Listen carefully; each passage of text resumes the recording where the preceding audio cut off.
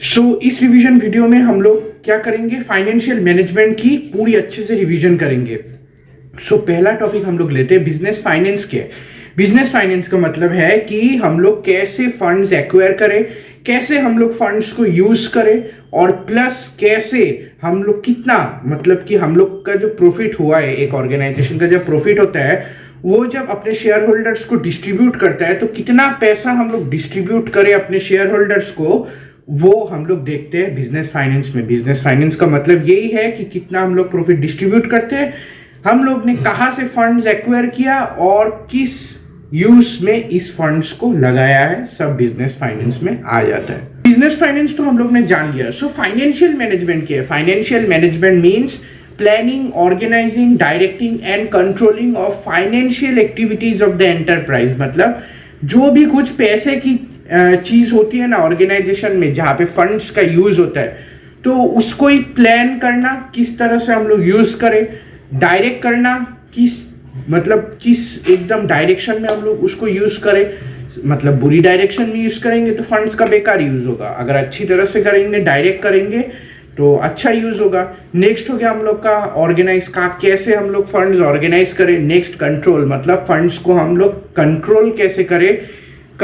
मतलब कंट्रोल का मतलब ये है कि हम लोग फंड्स को किस तरह से हम लोग यूज करते हैं, कंट्रोल के साथ यूज करते हैं कि ऐसे ही पूरा फंड्स एक ही बार में उड़ा देते हैं, तो इसको ही बोला जाता है फाइनेंशियल मैनेजमेंट। फाइनेंशियल मैनेजमेंट जो भी एक एंटरप्राइज का कुछ भी फाइनेंस रिलेटेड प्रॉब्लम होगा या सिचुएशन होगा, फाइनेंशियल मैनेजमेंट के अंडर में वो आ जाए। अभी हम लोग फाइनेंशियल मैनेजमेंट के 3 डिसीजंस पे आ जाते हैं। तो पहला डिसीजन क्या था? पहला डिसीजन था इन्वेस्टमेंट डिसीजन। इन्वेस्टमेंट डिसीजन क्या था कि इन्वेस्टमेंट डिसीजन का मतलब ये था कि ऑर्गेनाइजेशन में हम लोग कौन सी एसेट्स पे हम लोग इन्वेस्ट करते हैं, तो उसको इन्वेस्टमेंट डिसीजन बोला जाता है। तो किस तरह की एसेट है वो हम लोग को देखना पड़ेगा इन्वेस्टमेंट डिसीजन में। अगर लॉन्ग टर्म इन्वेस्टमेंट कर रहे हैं तो हम लोग को इसको कैपिटल बजटिंग बोला जाता है, अगर लॉन्ग टर्म एसेट्स पे हम लोग इन्वेस्ट कर रहे हैं। अगर शॉर्ट टर्म इन्वेस्टमेंट कर रहे हैं, क्या बोला जाता है? उसको जस्ट बोला जाता है working capital investment management. Working capital management बोला जाता है जब हम लोग शॉर्ट टर्म इन्वेस्टमेंट करते हैं, लॉन्ग टर्म को हमेशा कैपिटल बजटिंग कहा जाता है। इन्वेस्टमेंट डिसीजन में जस्ट जब ये वर्ड आएगा, इन्वेस्टमेंट डिसीजन क्या है? इन्वेस्टमेंट डिसीजन का मतलब है कि हम लोग कौन सी एसेट्स पे हमारा जो ऑर्गेनाइजेशन है इन्वेस्ट कर रहा है, उसको पता लगाना, उसको ही बोला जाता है इन्वेस्टमेंट डिसीजन। अभी हम लोग आते हैं सेकेंड टॉपिक, फाइनेंशियल डिसीजन क्या कहते हैं। फाइनेंशियल डिसीजन का मतलब ये है कि हम लोग ने जो, देखिए पहले इन्वेस्टमेंट डिसीजन हो गया, हम लोग ने बहुत सी एसेट्स पे इन्वेस्ट कर लिया। अभी फाइनेंशियल डिसीजन का मतलब ये है कि हम लोग किस तरह से ये जो फाइनेंस का यूज करके ये जो नई मशीन्स हम लोग खरीद रहे हैं, पुरानी मशीन्स जो है अभी हम लोग के पास, उसमें हम लोग कितना इन्वेस्ट किया, उससे हम लोग को कुछ प्रॉफिट मिलेगा कि नहीं, उसी को ही बोला जाता है फाइनेंशियल डिसीजन। फाइनेंशियल डिसीजन का मतलब ये है हम लोग ने अपने एसेट्स पे कितना पैसा अभी तक लगाया है और क्यों लगाया, पूछना पड़ेगा। अपने आप से क्वेश्चन मार्क आता है कि आपको पूछना पड़ेगा कि इस एसेट से हमको प्रॉफिट मिलेगा, मैंने जितना जो पैसा लगाया उससे कुछ होगा, ये सब आता है फाइनेंशियल डिसीजन के अंतर्गत। अभी आएंगे हम लोग डिविडेंड डिसीजन की ओर। लास्ट डिसीजन जो बच गया है वो है डिविडेंड डिसीजन। ये है लास्ट डिसीजन फाइनेंशियल मैनेजमेंट के डिसीजन के अंतर्गत।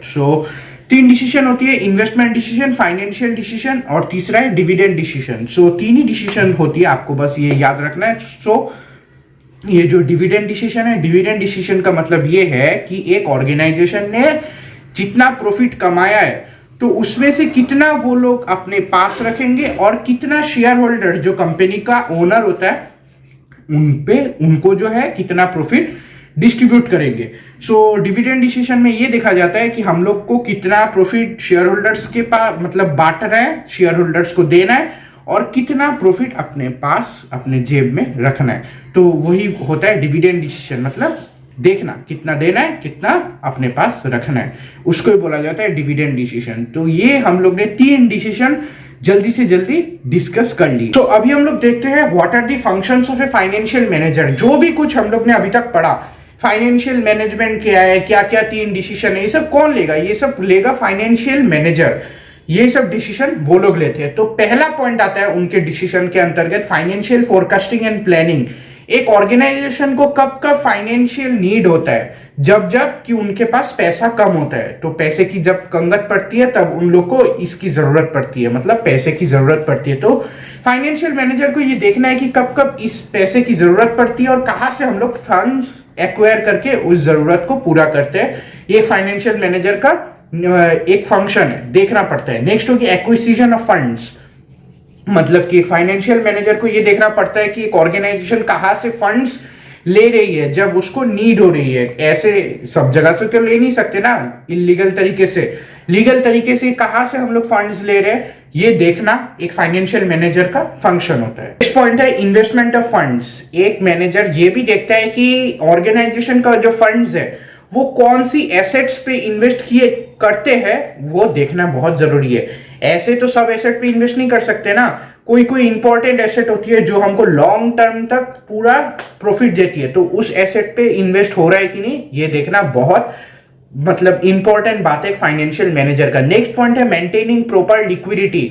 एक ऑर्गेनाइजेशन का लिक्विड एसेट होना बहुत जरूरी है। मैं फिर से कहता हूं आपको, लिक्विड एसेट क्या है? लिक्विड एसेट का मतलब यह है कि कुछ भी एसेट जिसको हम बहुत ही कम टाइम में कैश में कन्वर्ट कर सकते हैं, उसको लिक्विड एसेट कहा जाता है। सो एक ऑर्गेनाइजेशन के पास लिक्विड एसेट बहुत होना जरूरी है, क्योंकि कभी भी ऑर्गेनाइजेशन को ऐसा प्रॉब्लम आ सकता है जिसमें कैश जल्दी से जल्दी देना पड़ता है, और अगर उसके पास अभी एक ऑर्गेनाइजेशन के पास उस मोमेंट पे लिक्विड एसेट अगर नहीं हुआ तो वो लोग कैश दे नहीं पाएगी।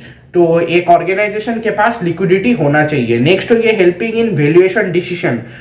जो वैल्यूएशन डिसीजन क्या है, मतलब कि एक ऑर्गेनाइजेशन को बहुत अच्छे से वैल्यूएशन करना पड़ता है, तभी जाके प्रॉफिट या कुछ हो सकता है। तो एक ऑर्गेनाइजेशन को याद रखना, एक ऑर्गेनाइजेशन को वैल्यूएशन प्रोसेस करना पड़ता है। वैल्यूएशन प्रोसेस से ही हम लोग को बहुत कुछ प्रॉफिट के बारे में, इन्वेस्टमेंट के बारे में सब कुछ मतलब जो इंफॉर्मेशन है मिलता है।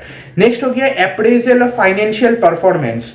मतलब सभी डिपार्टमेंट्स में, फाइनेंस का मतलब सभी डिपार्टमेंट में हम लोग जो फंड्स डिस्ट्रीब्यूट करके रख दिए है, सभी डिपार्टमेंट को जो फंड्स की जरूरत है, वो डिपार्टमेंट के लोग फंड्स की यूज अच्छे से कर रहे हैं कि नहीं, एक फाइनेंशियल मैनेजर का ये कर्तव्य है, मतलब फंक्शन है, और मतलब उसको देखना कि सभी डिपार्टमेंट में फाइनेंस का ठीक से यूज हो रहा है कि नहीं, ये है और एक function of a financial manager का।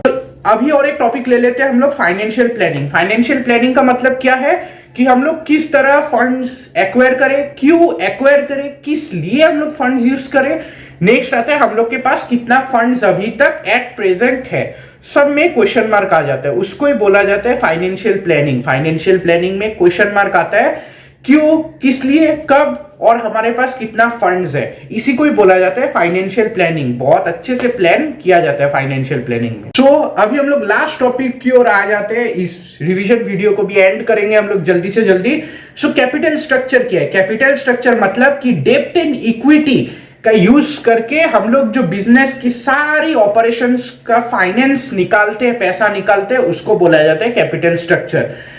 मतलब जो ऑर्गेनाइजेशन का क्या क्या ऑपरेशन है, प्रॉफिट कैसे कमाना, प्रोडक्शन, ये सब देखना ना।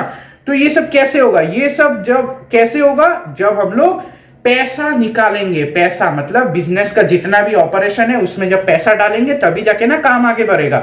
तो हम लोग पैसा कहां से लाते हैं? पैसा लाते हैं डेब्ट एंड इक्विटी से। डेब्ट का मतलब ये है कि एक ऑर्गेनाइजेशन ने कितना कर्ज लिया है, उससे तो पैसा आता है ना। कर्ज से मतलब उधारी से पैसा लेके, और कितना हम लोग ने अपने एसेट्स पे इन्वेस्ट किया है, उससे कितना पैसा मिलता है, वो है इक्विटी।